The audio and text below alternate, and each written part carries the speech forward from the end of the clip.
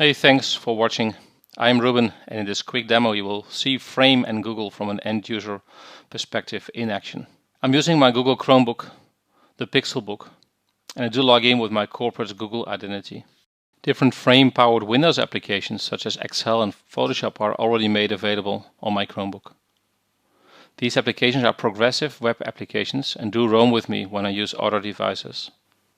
I have pinned a couple of progressive web applications, or PWA, to my Google shelf so I can easily start them.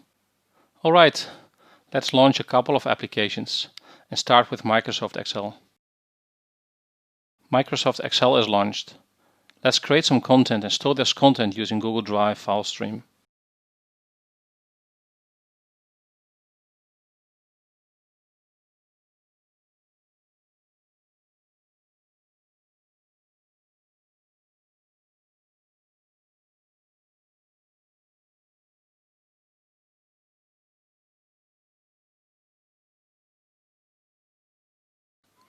Let's launch Microsoft PowerPoint and open a larger PowerPoint file directly from Google Drive using Frame one-click Google Drive integration.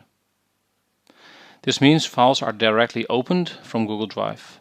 No caching, copy or synchronization of files is happening between Google Drive and my Frame session.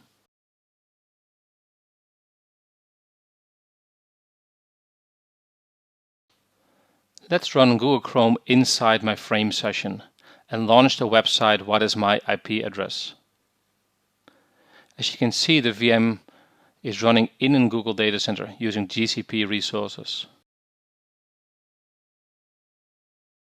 The workload machine I'm using for this demo is a cloud workstation and thus contain the resources such as an NVIDIA Tesla T4 GPU to run any application in a browser, including resource and graphic intensive applications.